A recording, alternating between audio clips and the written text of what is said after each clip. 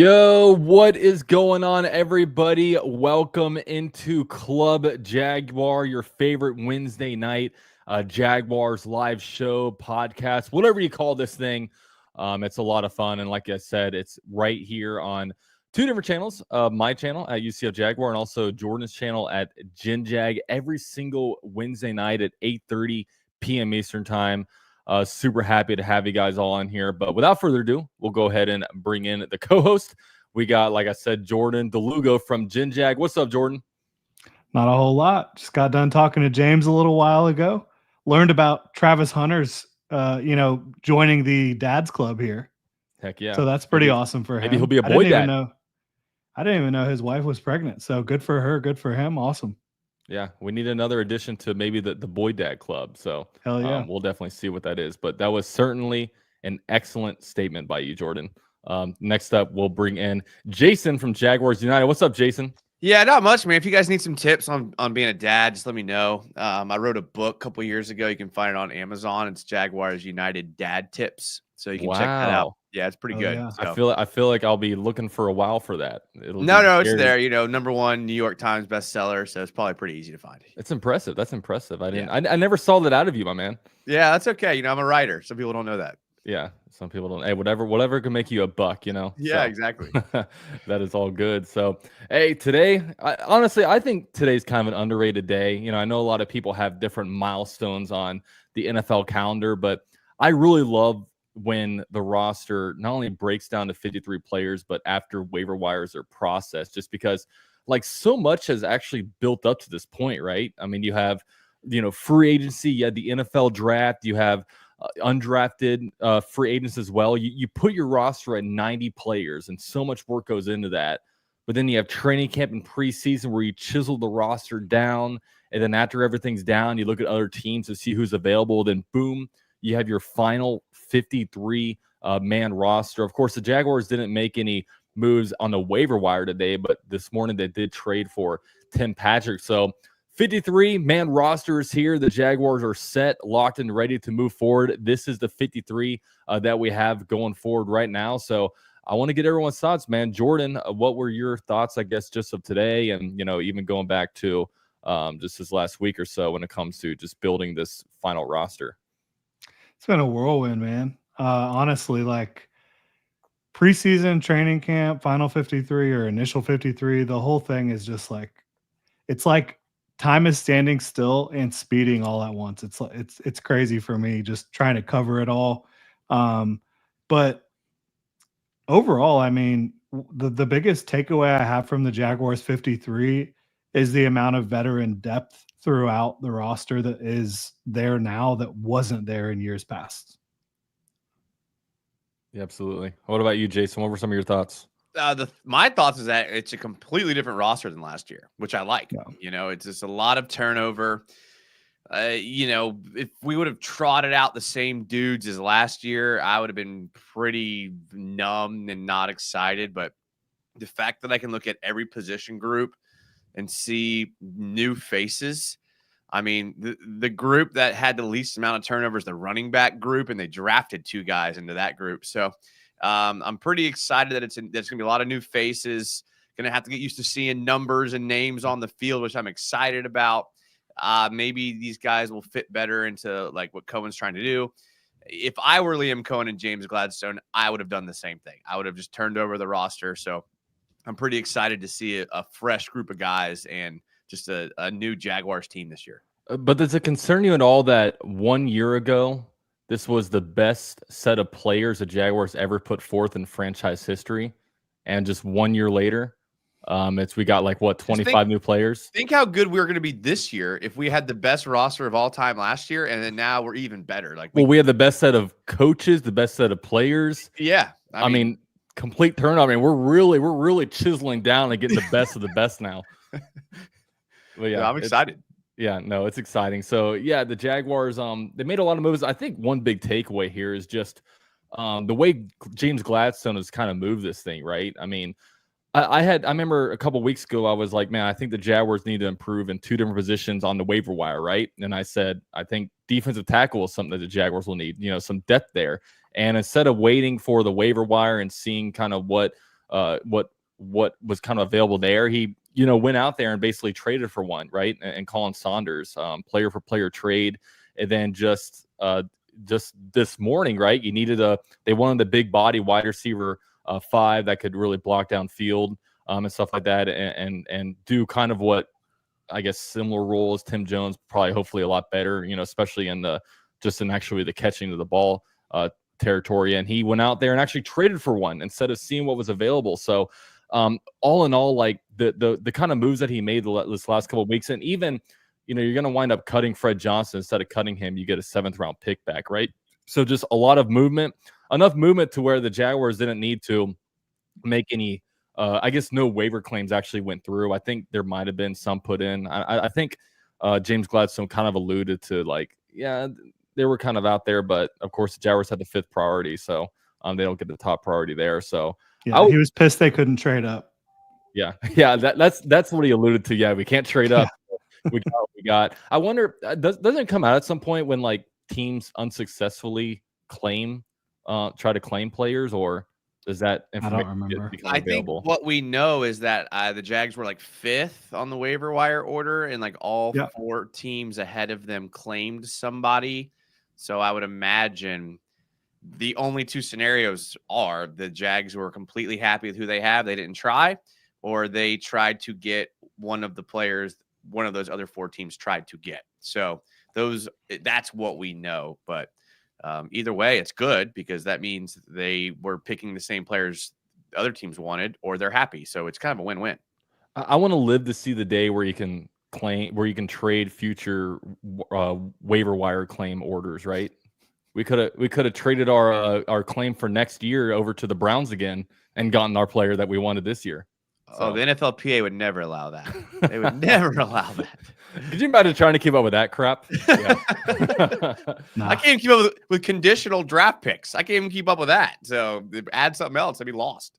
Hard pass.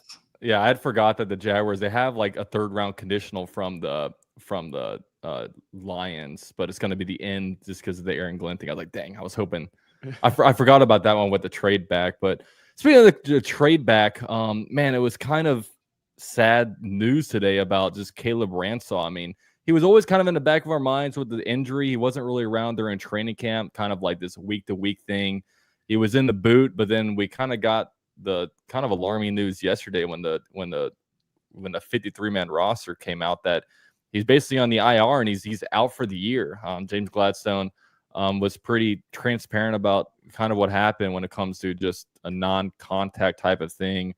Tried to put him in the boot. I guess it didn't heal up right, and he's going to be out for the year. So I don't know if it was a Liz Frank or whatever it is. It's kind of concerning to me because I feel like I would be less concerned if I heard that he like tore his ACL, because it sucks. You shove them for a year, but they can kind of come back, and usually ACL recoveries, you know, they come back pretty well usually from that. But if it's a Liz Frank or whatever it is, I don't want to speculate on the injury. It's just sounds like worries me. Speculating. Yeah.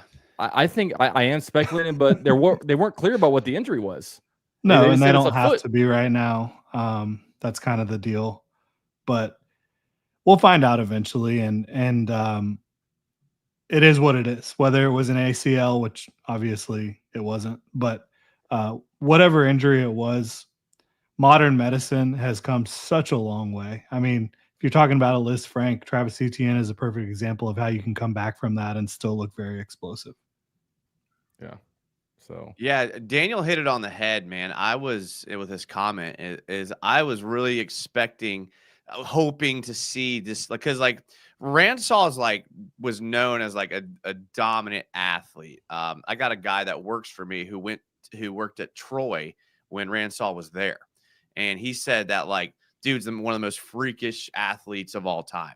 So like I was in my head, Tyson Campbell, Ransall, Travis Hunter, Jordan Lewis, even throw Dewey Wingard out there. I mean, that secondary is flying around with that group. I really wanted to see that, but at least he's young, first-year player.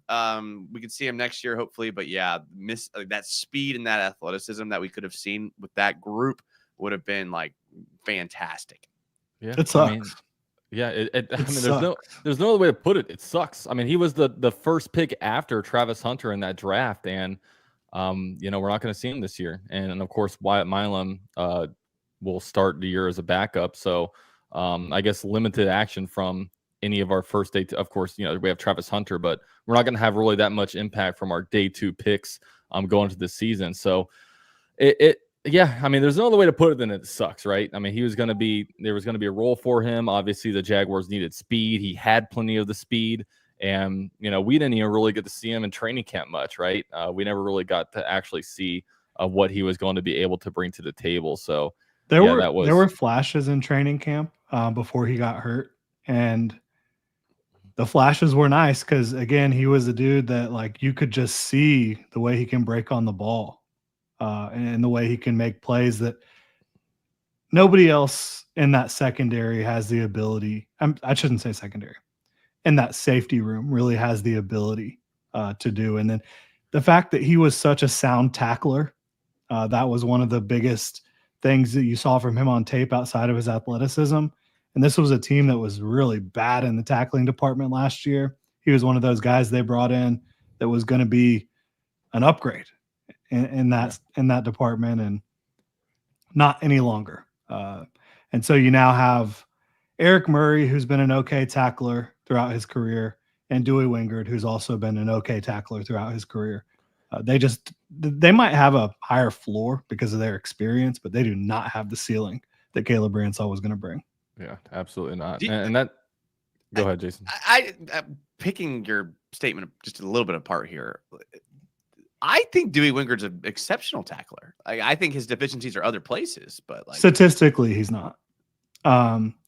And Dewey, if we want to like really get into the minutia of tackling, I think in short areas he is very good. I think his biggest issue in tackling is when he has to close from distance, and he's going up against a bigger dude because it's just like, you know, whatever the physics of that just don't work out in his favor.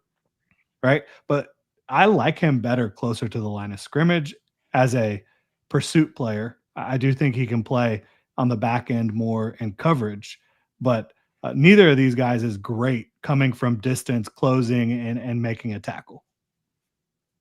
And Caleb Bransall was excellent in that regard.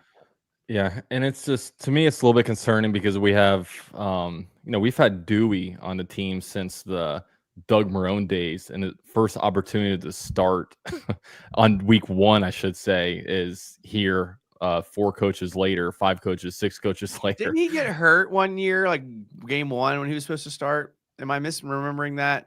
You guys probably remember it. I thought one year like he was slated as the starter and got hurt. Maybe I'm wrong. I can't remember, honestly. Yeah. I know that I think it was 2 years ago. He had like, they deployed 3 safety looks a lot, and he had a legitimate role that maybe wasn't like a true starter, but like was in the game regularly for a stretch. Something like that. I remember he had a nice pickoff in 2020 in week 1, our only win against the Colts. And that was pretty cool. But yeah, we'll see. We'll see what he can do. I mean, every year he has gotten playing time. But you know, his career missed tackle rate's like 15%. It's been better when he's been closer to the line of scrimmage or closer to the ball carrier. But overall, I think that those guys do provide a floor with their smarts. True. He is very like instinctual. Like and Murray is too. That's a thing you can't like quantify with stats or PFF is like instincts. And I think Dewey's always had that. I think that's why he's always been a fan favorite, you know, and I think that's why coaches have always liked him. I think that's why he stuck around for so long. There's some guys that just have instincts, and you can see it on film. You can see it when you watch him play. Doesn't show up in the stat box, but he's just always around the ball. And like there's something to that. Yeah. Yeah. And Eric Murray filled up the stat sheet last year with the Texans. That was a much different, probably better defense around him, quite frankly. But he has a chance. Both of those guys have a chance to make some plays on the back end. Yeah. And what about any chance that Ryan Lane can crack the starting lineup at some point? I think it's a steep task for him to try to do that. They really, I think, right now are really focused on him being their new Daniel Thomas, which is their special teams ace. Jordan, come on. And shout out to Daniel getting to go play for the Detroit Lions. Yeah, Jaguars had quite a few players picked up off of waivers. Of course, Chad Muma to the Colts. You had Jordan Jefferson to the 49ers, Daniel Thomas to the Detroit Lions, and Tyler Lacey. He went to the Lions too, I believe, right? Yeah. Who do you think has the best chance to be successful out of those guys? Jordan the Lewis. Guys we lost? Or Jordan Jefferson. Yeah, the guys that were picked up from our cut list. I mean, Daniel Thomas will be successful in his role. I mean, we'll see with Jordan Jefferson. I mean, he's going to go over there with, I think, Robert Saul is the defense coordinator over there, right? I mean, he's always done good work with defensive linemen. Maybe the fit wasn't right here. Somebody can bring the most out of him. I mean, I know he never inspired me too much, but we've also seen we've seen a bunch of these guys, right? A bunch of these guys. I think Tyler Lacey might be in line for the best situation. Yeah. It's one of those two defensive tackles, I would say. Not Muma? They don't move Muma to safety, his college position, and he flourishes? Man, that boy can't play in space. Man, dude, him against running backs. We all remember the Bijan Rob. I mean, of course, Bijan's probably pretty hard one-on-one in space, but I know, but never that's made happened to him mistakes. throughout his career in practice. It happened the other night against Miami. Yeah. My boy Washington just left him grasping for air.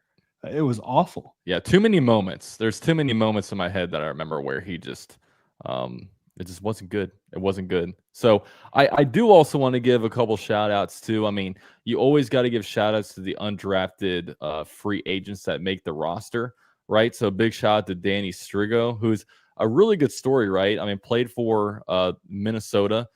He was actually a late addition to the Senior Bowl. They basically called him up. Basically when they started up, I said, hey, we had a guy drop. Can you make it over here?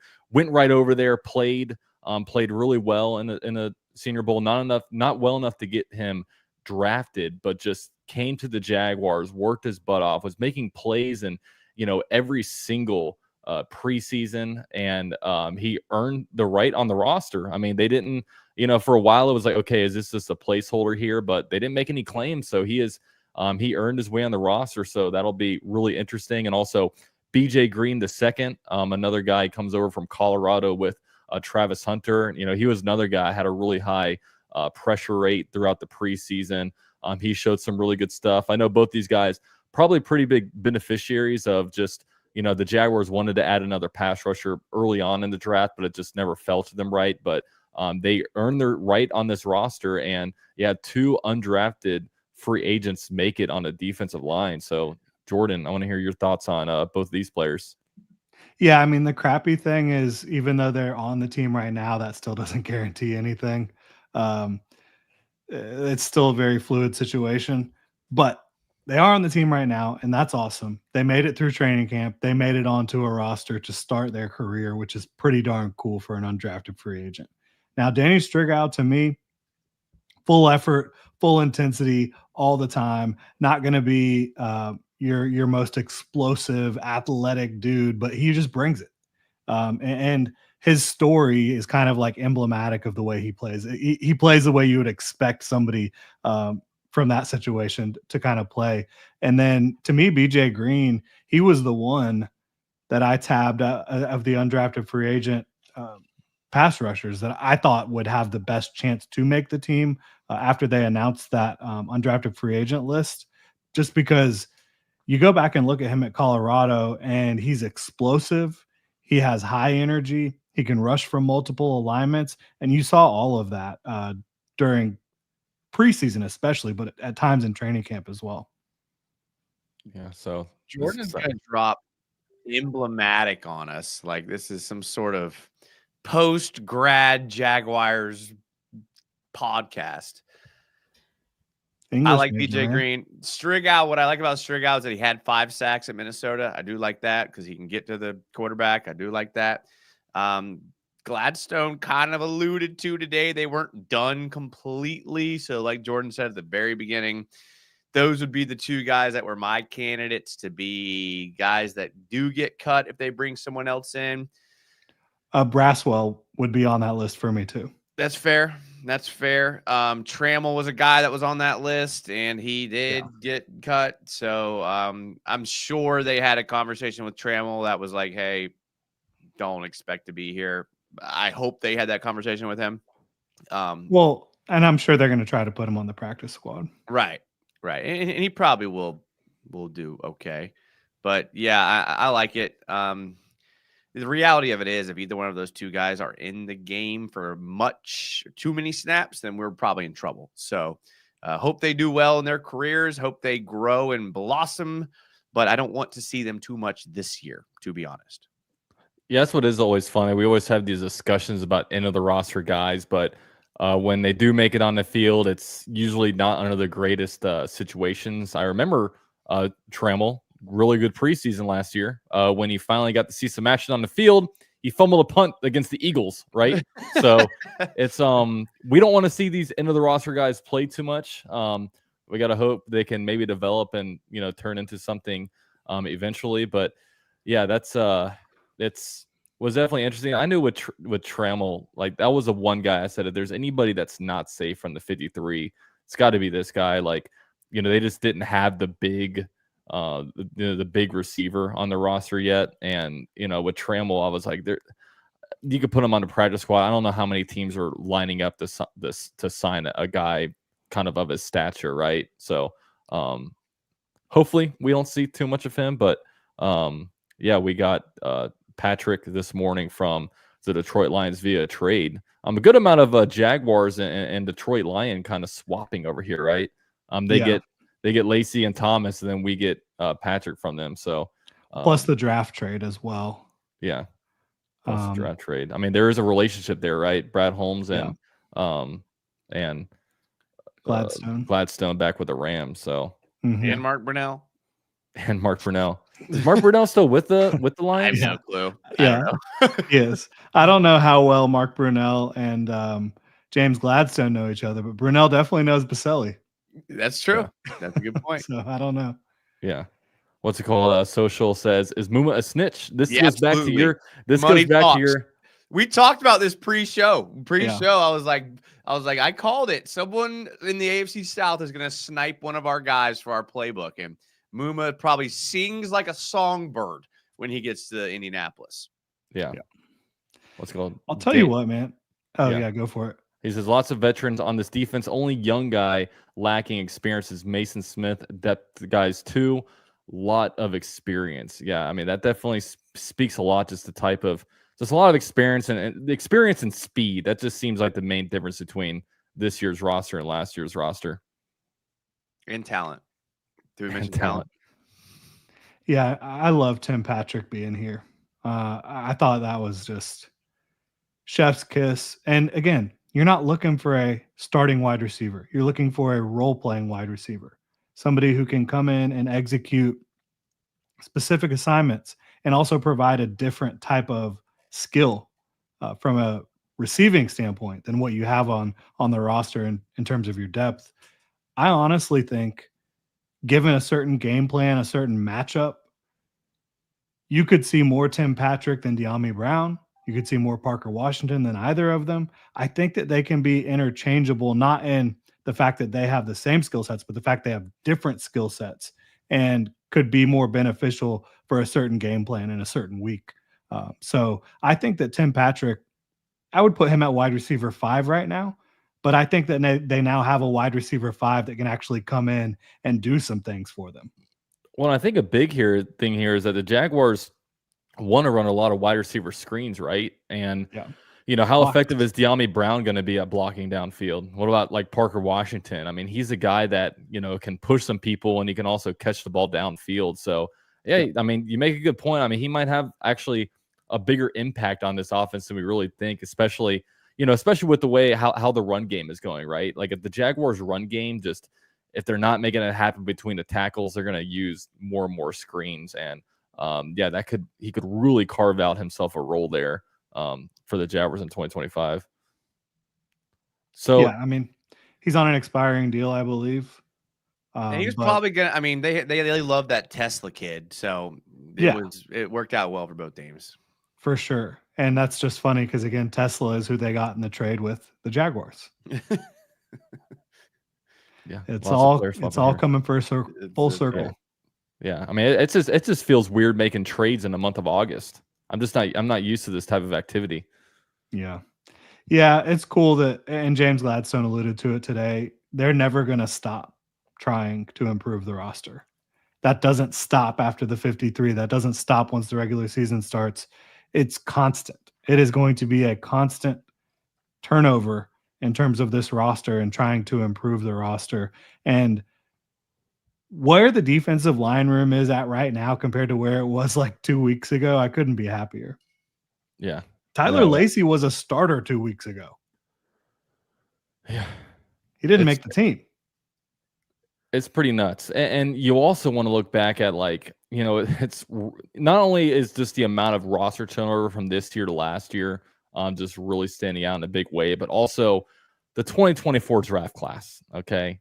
I mean, we can go through it. Brian Thomas, Jim, probably one of the best picks Balky has made. I mean, he in a redraft, he might be the top wide receiver taken. Definitely the second wide receiver taken. Second round pick Mason Smith, kind of TB. You know, the jury's still out on him. We want to see a good second year, and also Jarian Jones too. I mean, both those guys showed some stuff their first year, but you know, we got to start stacking years. And then we get to the dirty part. Okay, Javon Foster, tackle, cut. Jordan Jefferson, defensive tackle, cut. Trey Prince, cut. Keelan Robinson didn't even make it to the beginning of training camp. He was cut before training camp even began. Cam Little, Jim.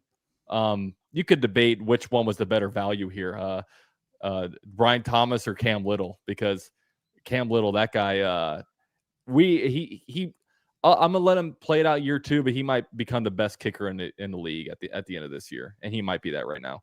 And then Miles Cole cut, so that was really bad, and that's kind of his MO, right? I mean, in the first round, usually Balky drafts pretty well. In the second round, and on day 2, it always seems like he's drafting guys like a round ahead of usually where they're generally mocked in these different drafts, and usually way above what the consensus big board has players. And then day 3, he just goes, F it.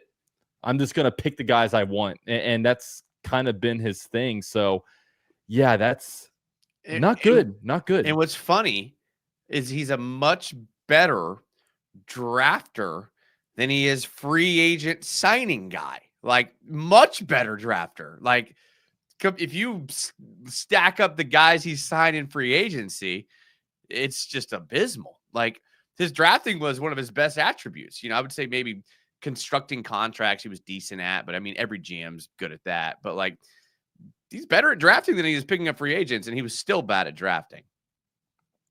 Yeah. To me, his biggest issue, well, he had a lot of issues.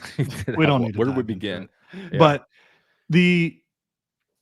if you get 4 draft picks that are hits out of a draft class, it's not really a bad class. I know there's a lot of names gone, but they just were always picking a ton of guys every year. They were always trading for these day 3 picks. So, oh gosh, yeah. But if you get four good guys out of a draft class, that's not bad. Yeah, and that's just what I like. Like last year, you know, they just we don't have much pass rush, so what do they do right on roster cuts? Oh, let's trade Travis Gibson for a day 3 pick. It's like, why? Like, I like how Gladstone is attacking players, right? We need this player. Let's go out there and get him. Let's trade a day 3 pick, right?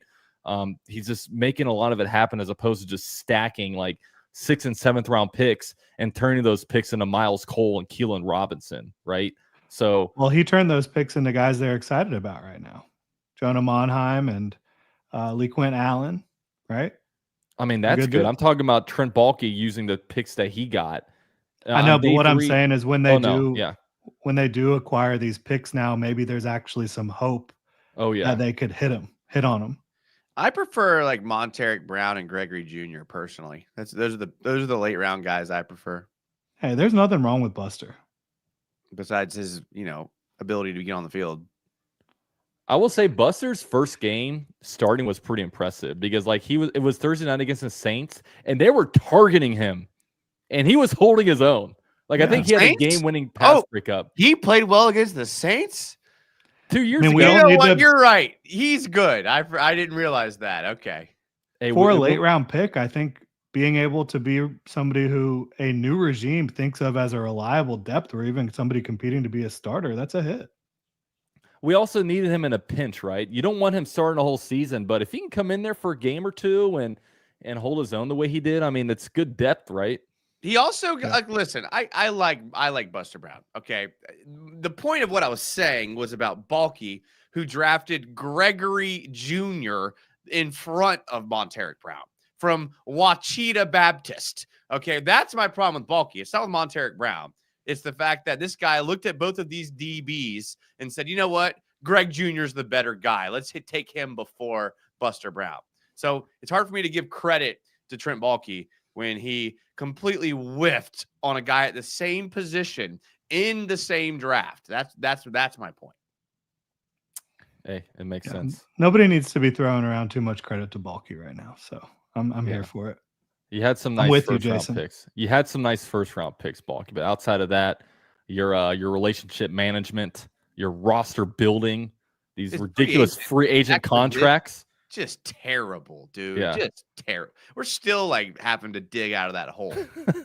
We're still paying Gabe Davis, aren't we? Where's the Gabe Davis? God knows if we're Arik Armstead's still alive or not. Like, we don't know what's going on with any of these guys, all right? I mean, to be fair, he is practicing right now. He's been practicing for the last couple weeks. I take it back then. I take it all back. So you don't need to take it back. I mean, the It's issue just really emblematic of what the Jaguars have been for the last few years. Absolutely. That is the issue. Just bad decisions. Yeah. And many other issues too. But yeah. So lots of roster turnover, obviously. 2024 draft didn't really go as planned. But I mean, here we are. We have the final roster. Really, really exciting stuff here. So yeah, now we kind of get a look at next week. I mean, just look, we're 8 days away from the actual season opener. I believe it's Eagles versus Cowboys next Thursday night, right? Yeah.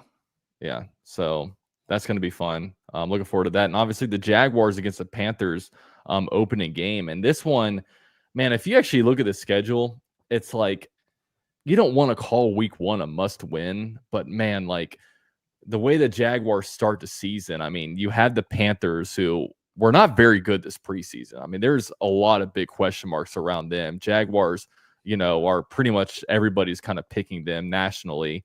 Then you go and play the, I believe it's the Bengals on the road after that, then Texans at home.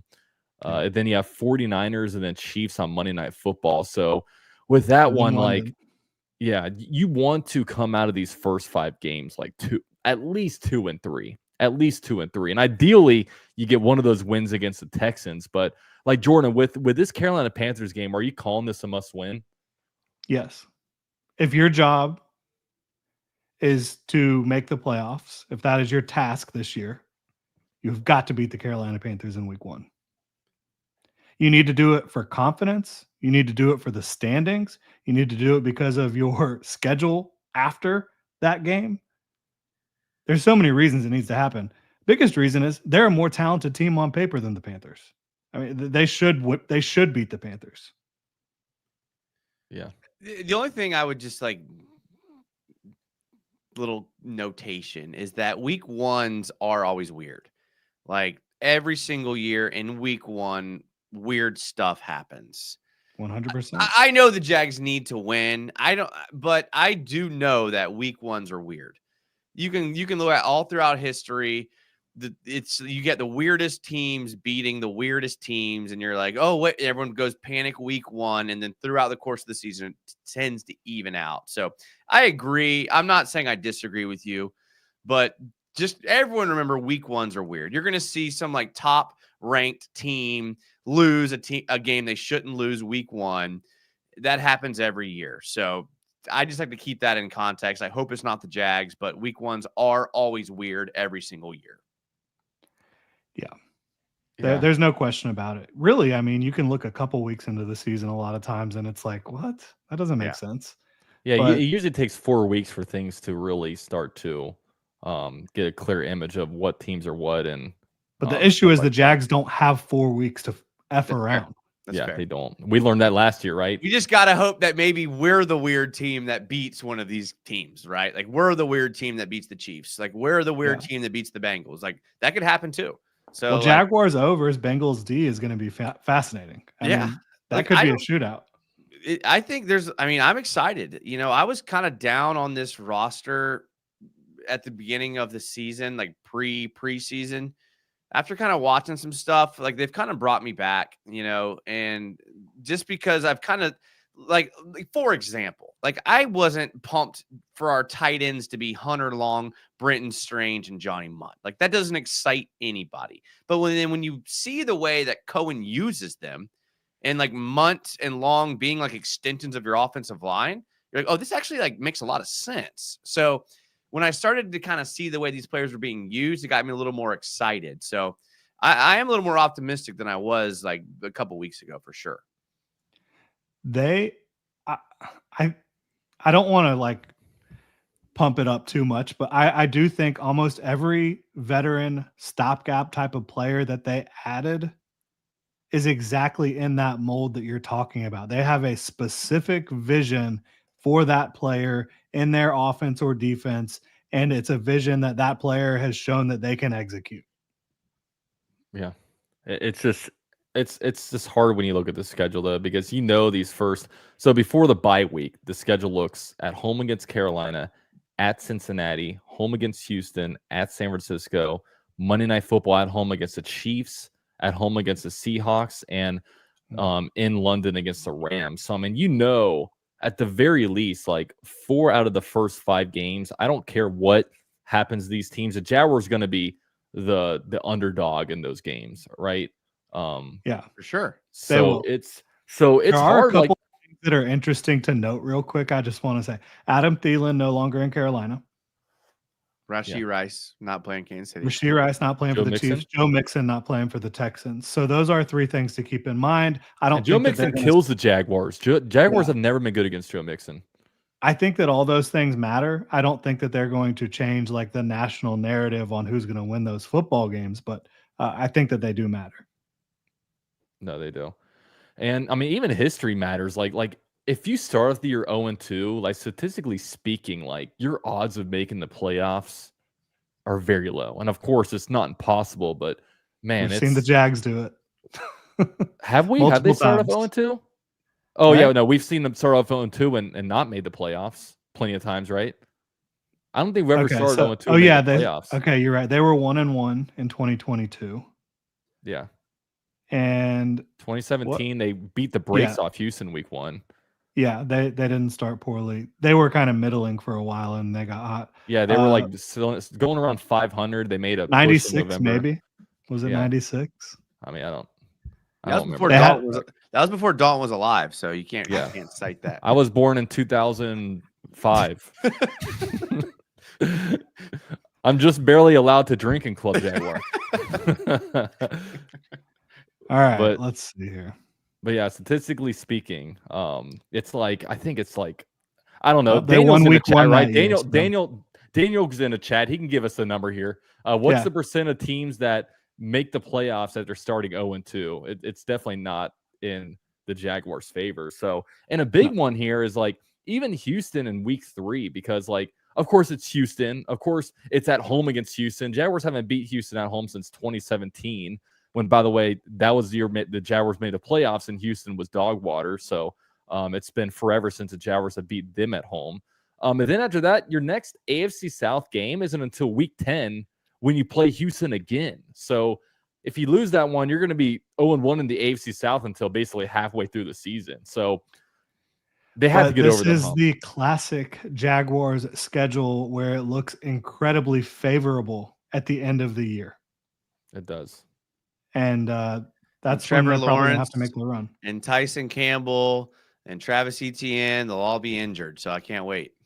It would have been nice. Let's not put that out there, buddy. Also, Daniel says 22% chance of making the playoffs at 0-2. That's not actually as bad. It's not that bad. I actually thought it was going to be like 5 to 10%. Yeah, but at 0-2, and it obviously drops off a lot after 0-3. And I think only one team has made it at 0-4, the Chargers. I remember looking into that last year because that happened pretty recently, right? of course. If you look at the Chargers in 2002, they did it. So this the best roster and coaches of all time can do it. So yeah, and it's a shame we don't get Tennessee a little bit earlier because like Tennessee, they're one of those teams I think is going to start off really rough, but then at the end of the season they start winning some games. It's because they're that rebuilding team with nothing to play for. So we don't play them. I'm a little worried about the Titans, man. I'm not. I'm worried about the entire AFC South. I think it's a tight division.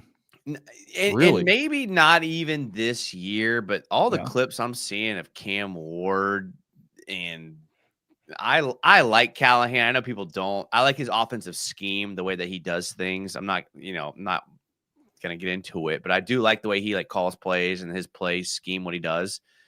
I'm a little worried about that. Like I think that could be a problem for us going forward. Like if they can rebuild that roster to have some talent, I think there is talent. I'm a little worried. Like I'm more worried about them than I am the Colts or the Texans, to be honest with you. Not this year. Again, not this year, but like next year. Like I feel like the Titans and the Jags are kind of on the same trajectory. Dude, you can't convince me that they're more of a problem than the Texans. Not this year. Not for the next 5-10 years. I don't know. The Texans have a core that I think almost every team in the NFL would trade for, outside of like the top 3 or 4 teams. Yeah, but you look at what they did last year. CJ Stroud, it's kind of unimpressive. Will Anderson, Danielle Hunter, Nico Collins. Names. You can give me names all you want. D'Amico Ryans is one of the best young coaches in football, bar none. According to what? According to his record, according to me. According they to won a playoff game last year. That's what I'm disagreeing with. They won a playoff game last year. They had a bad year and they still won a playoff game. Okay, but was anyone like the Texans from year 1, D'Amico Ryans, year 2, they had this great step forward. I'm not sold on him either. They regressed on offense, and so they made the move necessary to fire the offensive staff to bring in a different offensive staff. And I honestly feel very strongly about their chances, even with an offensive line on paper that doesn't look very good, to perform at a higher clip on offense this year because the scheme and the coaching will be better. My issue with the Texans is that like they can't beat good opponents late in the season. Like they get these matchups against like the Ravens and the Chiefs and like what happened November when they played the Chargers late in the season last year. The Chargers in the playoffs. In the playoffs. The Chargers are in the same boat as the Texans. They always do. They get to the playoffs and they unravel. So you have two teams. I mean, what did the Texans do on offense that got better this year? Like, what did they change their coaching staff? What else? Their receivers are better. Their receivers are better? How? Nico Collins is healthy. Okay. Christian Kirk is a very good slot receiver. Yeah. And they drafted 2 really good receivers out of Iowa State. Well, if they're from Iowa State, never mind. I'd take it all back. I didn't realize there were Cyclones. Jaden Higgins and Jalen Knoll, baby. They're good. Good football players. So let's talk about this because I was on the AFC South roundtable last night. And they had us give like what their record prediction for each team in the AFC South is, right? And I don't have that much belief in the Titans at right now. Like I think that their issue is they should have started the rebuild last year, but instead they they signed Calvin Ridley. They brought in, they traded for Snead. Like I feel like they accidentally sucked last year. It wasn't an intentional suck. They went out, they tried to build a roster, and they just kind of fell flat on their face and just kind of, I guess, committed at the end. I got the number 1 pick. Yeah, the issue is that they have not had a congruent front office and coaching staff. They keep hiring them at different times, and that leads to different goals. And it's difficult to, have full cohesion and chemistry when you do that. Yeah. No, it's so. I disagree. You don't think I'm rational, level-headed? That's ridiculous. So let's talk about it, okay? Fluffington, love you, bro. Whoever you are. So Thank you. we'll let Jason start off, and then we'll let the calm and rational one bring us home. Yeah. So what are your predictions for, I guess, roster predictions for each team in the AFC South? Because it feels like a lot of us have predictions or win. What are you talking about? record predictions. Sorry. Okay. I was like, you really I don't know their roster. I'm sorry. Where do you guys think they're going to claim on the waivers this next week? No, let's do. My mind is on roster right now. Okay, not That's record. fair. Okay, That's fair. let's get some. I guess. I mean, we don't. Yeah, know. like maybe Like how around the you win think total, the AFC like South will shape. yeah, like rankings there, like about how many wins or whatever. I don't want to go into like, all right, give a exact record prediction. Right. But how do you feel think, about things? I think the Texans will not be as good as people think. I think teams tend to trend a certain direction and then they go that way. It's rare to see teams bounce back and forth between good, bad, good, bad, good, bad. That almost never happens in the NFL. We saw the Texans pop off 2 years ago. Then we saw them trend down this last year.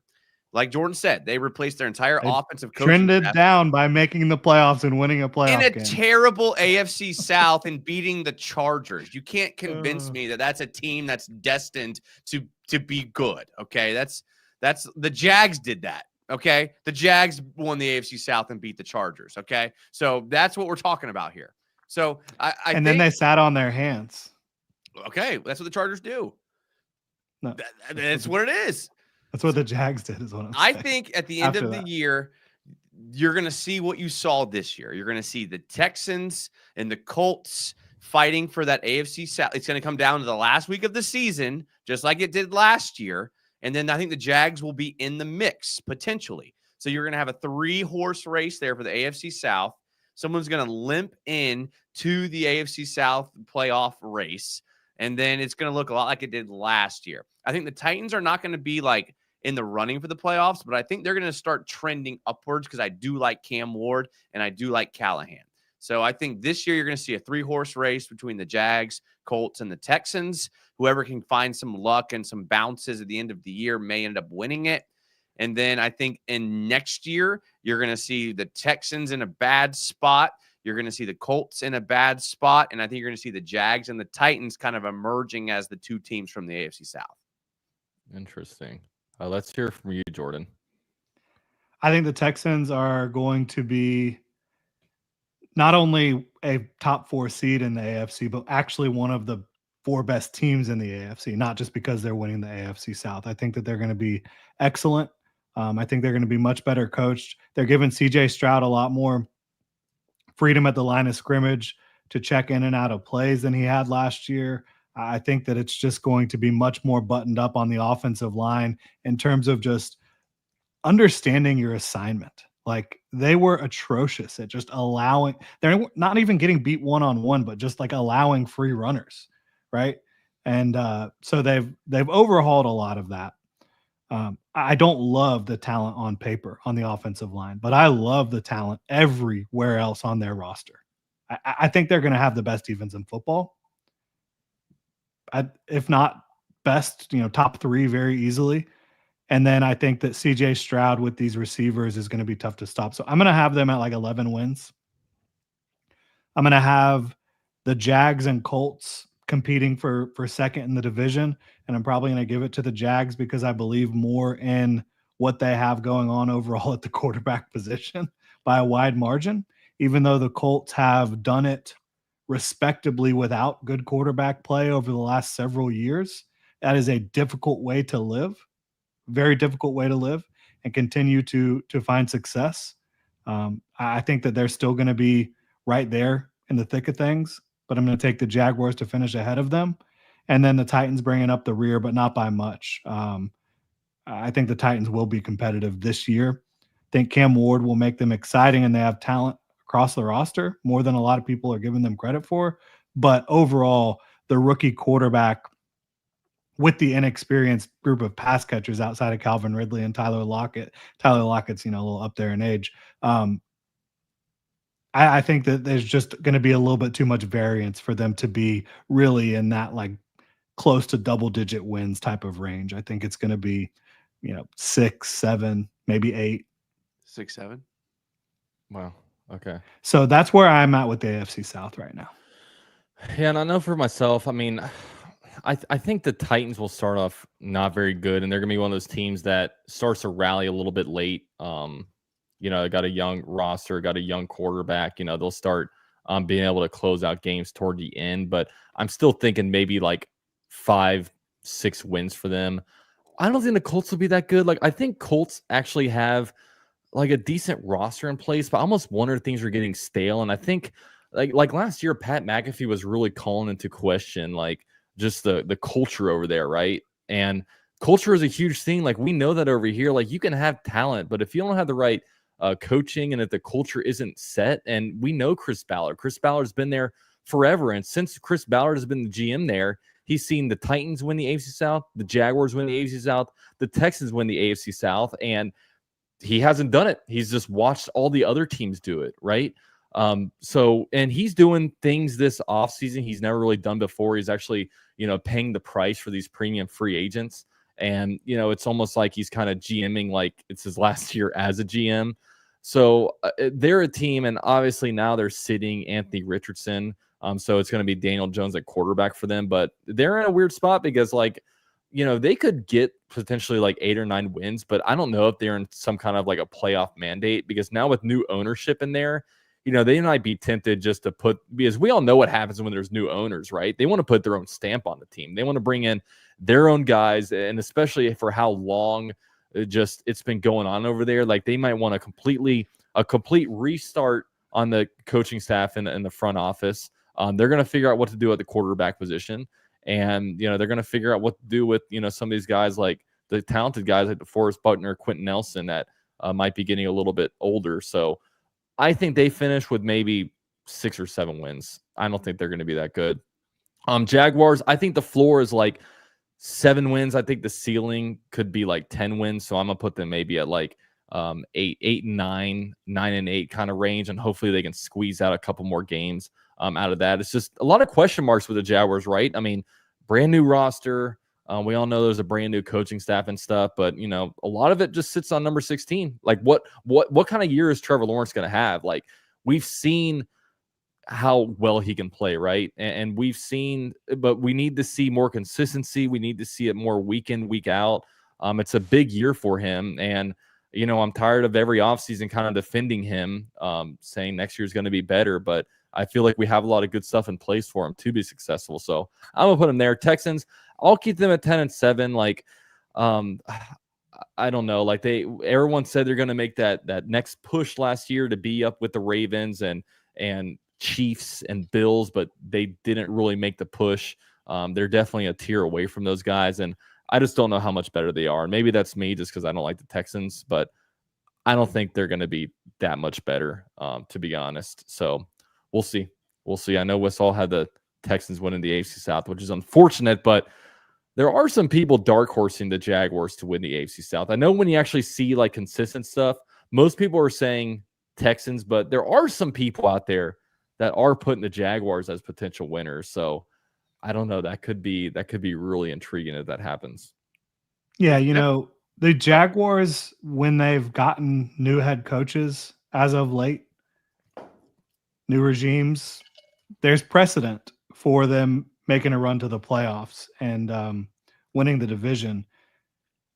It's not going to be easy. A lot of newness, a lot of people in positions of power that are learning on the fly.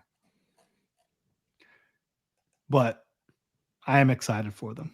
I think I squarely think they are headed in the right direction with this organization. Well, I think the elephant in the room, and this may be like why a lot of Jags fans are at different levels of optimism and where they think they will finish. The elephant in the room, and this is for every team, is Trevor Lawrence going to stay healthy?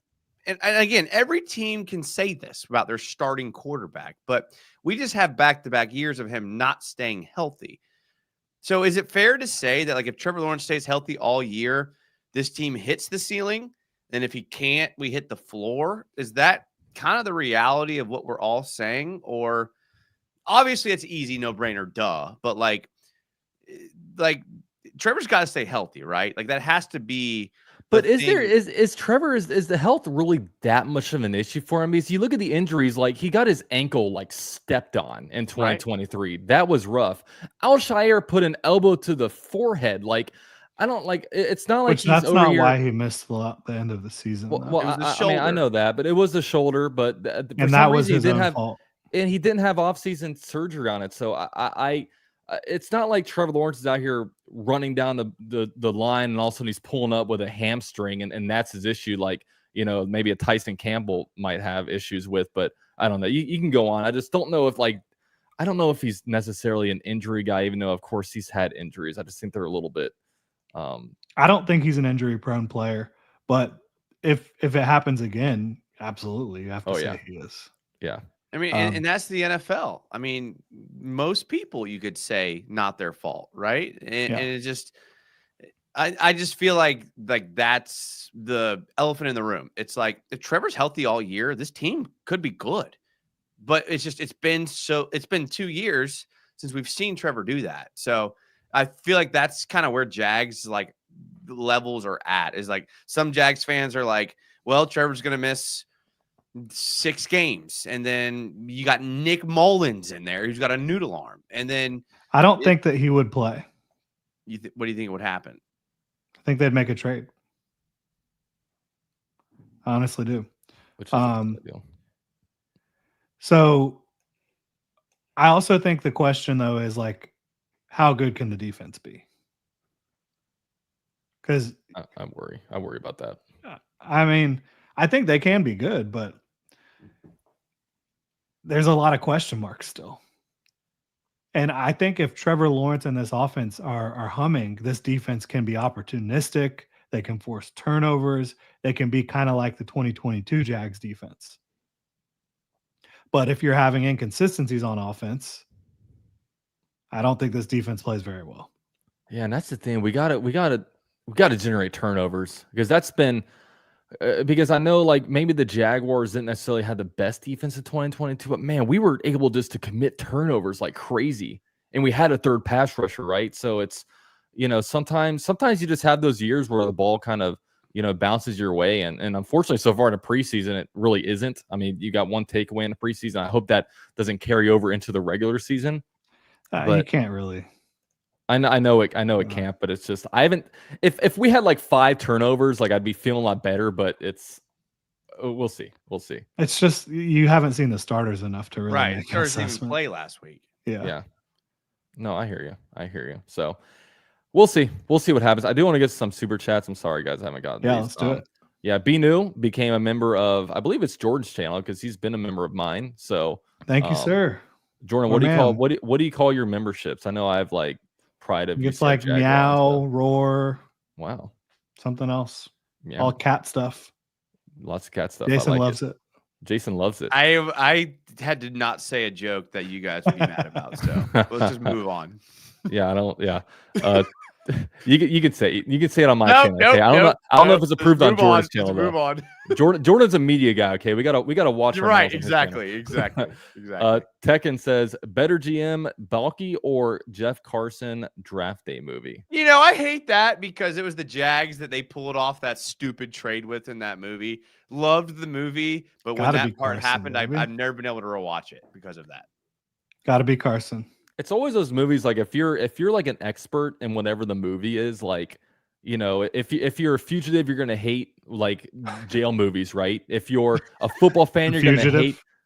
Well, I guess a guy that's been to jail. Maybe that was a bad. Well, I've seen there's one guy on YouTube that was like an ex-con and he like reacts to stuff and he was like reacting to like Breaking Bad heist and he's like, first of all, you're not gonna put your mask on when you're on the scene. Second of all, you're not gonna so. If you're an expert in stuff, you're going to pick apart everything, right? So if you listen, Dalton, you don't have to tell us what kind of YouTube stuff you watch. Maybe keep that at home. I'll just say that. Hey, everything. Tell everybody what you watch on YouTube. Maybe. Hey, it's 9:30 p.m. We're in Club Jaguar. we're in the nasty hour. Okay, so I can. Hey, Vontae Mack, no matter what.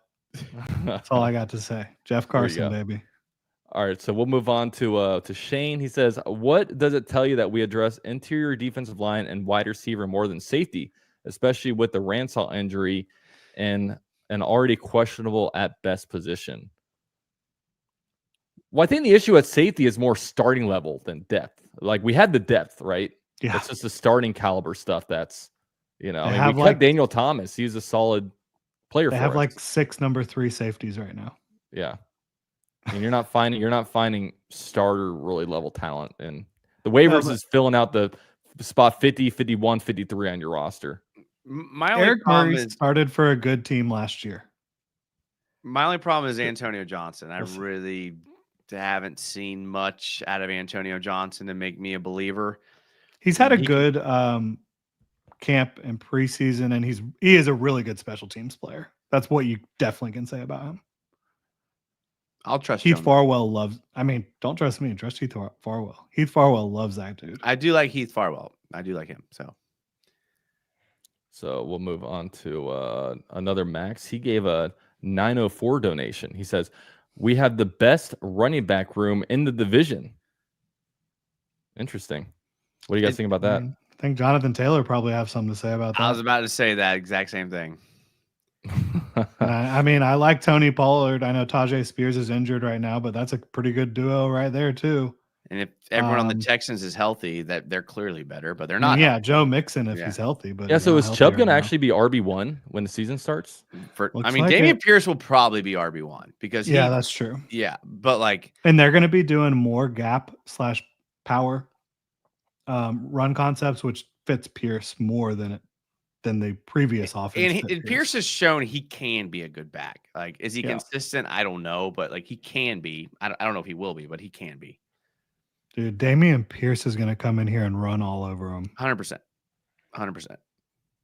That I can agree with you, Jordan. That I can agree. I just hope we have an offense that can score points because we're gonna have to be. We're gonna have to be. Like I know Jordan talked about earlier, like defense. Like Dalton, you said defense. Like, it's not defense doesn't matter. We're gonna have to outscore everybody, which we could do. So like that's what I think Cohen wants to do. So. But I do think the defense could be an opportunistic defense if the offense is good. That's fair. Again, goes back to like the 2022 team. Like I said, my hopeful best case situation here is that the Jaguars can be similar to the Bucs from last year, right?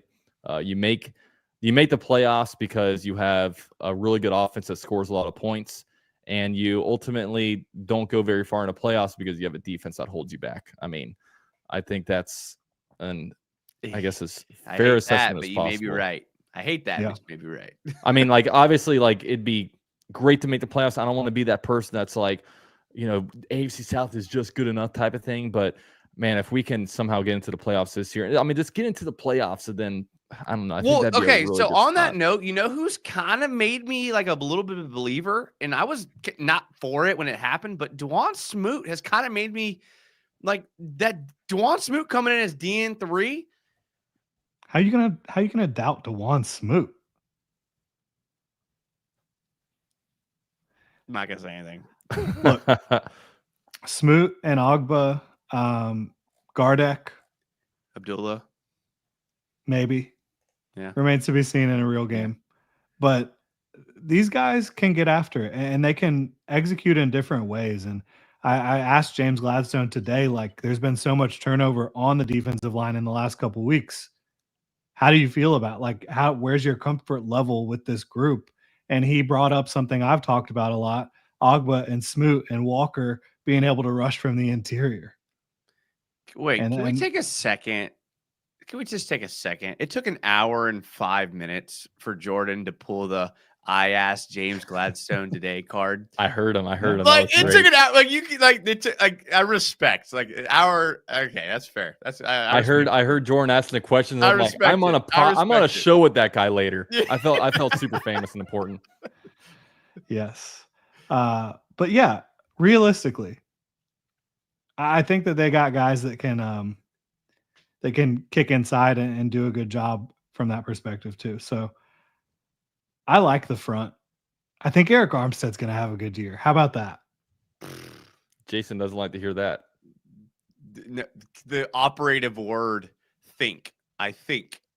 Yeah, obviously. I want him to, but I think he will. I'm a guy that like you got to show it to me for me to believe it. which Yeah. That's where I am with the Jaguars right now. Yeah, It's like, exactly. people are Well, I like, "Oh, wasn't- you're too low." I'm like, I can't project the Jaguars to be great and make the playoffs. Like, because we all have this thing where we make the playoffs. That's awesome. It was a surprise. The next year we had these sky high expectations, and then we get dropped all the way down to like, to the bottom. And then I'm at the point where like, all right, you got to prove it to me again. Right. But the thing about this group is this regime, if they make the playoffs, it's not going to be like, okay, we made it. That is not within the What do you fabric or mean? the DNA. Okay, so like when the Jags made the playoffs in 2022, they sat on their hands all offseason the next year. They didn't do anything to try to improve the team. They said, okay, we're good enough. This is not a regime that will do that. They are going to try to improve the team every single day. Okay. Whether that works or not remains to be Yeah. seen. But I'm saying I like if that, they yeah. make the playoffs, they will not stand pat. They will try to push the thing forward. The only thing that will probably happen is that Shad Khan's going to lay down the extensions. All you guys, 20-year extensions. Yeah. So, yeah, we'll just have to see. But all right, guys, it was a fun show. Appreciate everyone for being here. Yeah, Jason, let us know what's coming up on your channel. I know you had you got to let basically the whole entire chat pick your fantasy team last night. Yeah, that was some good stuff. It was just a series of unfortunate events where the only Jags game where I don't break down the film because none of the starters played also lined up with my big money fantasy league draft. So How much money is in it? Per team, it's like $200. That's big money to me. I'm sorry. I don't have It's it. big money to me too. That's our my home league leagues. too. Okay. $200 Yeah. bucks. So like I had to like kind of pay attention. So I drafted my like starters and then I let like the chat draft my bench because, whatever, it's fun, right? But Tuesday nights, religiously, we do shows. We mix in shows every once in a while.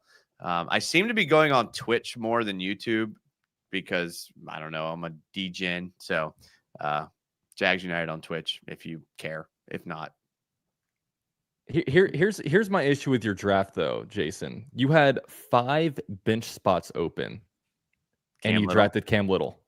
Okay, so here's my thought, and I know we're like past y'all's bedtime. Okay, I know that. Okay, but my thought is that Cam Little, if he hits like a 60-yarder and a 50-yarder in a game, that rivals like an average player. And like Cam Little hitting 2 field goals from 50 yards doesn't seem unconceivable to me. So I think if you're going to pick a kicker that can give you value as certain other starting players, I think Cam Little would be that guy. So that's why he's on your bench. Do what? But he's on your bench. No, it's Cam Little. I took Cam Little over like bench players. He had like first overall. Fuck it. They were like 5 or 6 rounds left. Like I'm down with drafting Cam Little or a kicker. Or none of my leagues use kickers, thank God, because I hate kicker. I mean, there's so much variance. It's all dependent on team. You could have the best kicker in the league and you're gonna get like 2 points because all they do is score touchdowns. That's what I'm saying is different about Cam Little. I don't mean to cut you off. I'm sorry, but like I was done. I think Cam Little, there might be a huge gap between Cam Little and the next kicker because of his range and how the Jags trust him. That's all I was thinking. Yeah. I think there's a couple kickers like that you could potentially make that argument for. Like Aubrey from the Cowboys, I think, is kind of in that situation. So, yeah, I don't have any problem with you drafting Cam Little over a bunch of scrubs on the bench. That you're going to cut. Hell yeah. You're right. Yeah. I mean, all the best kickers in the league are getting into legal trouble now. So it's opening up some opportunity for our boy Cam Little to really become the best kicker in the NFL. If Cam Little is not careful, and this I know some people. If Cam Little's not careful, he's got to check himself. He's going down a McManus path. He's got to be careful. That's all I'm gonna say. That's all I'm gonna say. Yeah, we are in a 9 o'clock nasty part. Yeah. So Jordan, you got to leave y'all with that mystery there. That's all I'm gonna say. It's all you had to tune into Jaguars United on Friday night where he unveils all the secrets. See, he knows. Nope, I don't. I got my sources. I let them stay anonymous, but. Cam Little, please, God, make good decisions is all I'm saying. You're supposed to say, yeah, I'll unveil it on Friday, and then say, actually, guys, I'm really unveiling my cat's new outfit. And you just show, the little sweater that you bought him. Jaguar jersey? That's right. Cam Little jersey. Or the now we're cat. talking. Ooh, Now we're I talking. like that. I like that. All right, Jordan, let us know what's coming up on how many videos you dropping tomorrow, 3 or 4? Let the chat know. I gotta say tomorrow will probably be 2. Nice. Probably. Nice. Try It's been hard. very busy the last few days. Pretty tired. Was it today that we traded for Tim Patrick?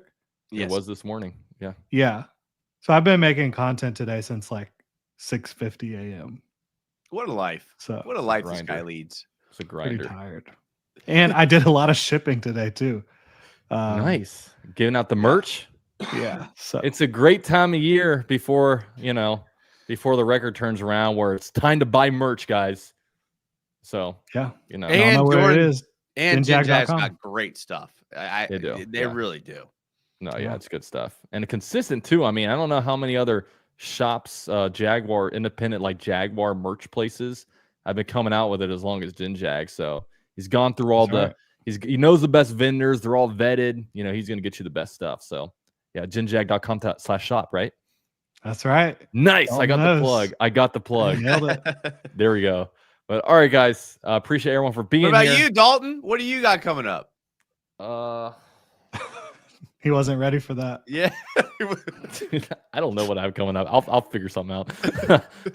Live stream on Sunday for the. Oh wait, there's no game on Sunday. I don't know. What do you guys want? Leave in the comments what you guys want. Live and I'll drop it. stream Florida versus Long Island. Oh, Yes. That sounds Yes. awful. That sounds awful. Yes. I don't know how I can stream these NFL games, but these college games are like 4.5 hours. Like, no thanks. No thanks. What am I going to do at halftime when it's 45 minutes of nothing? Yeah, I don't know. We'll see. We'll see. But I can guarantee you, I will not be doing that. But all right, guys, we'll catch you guys right here next week for game week. In just 1 week. I'm pumped. Catch you guys later. Go Jags. Go Jag.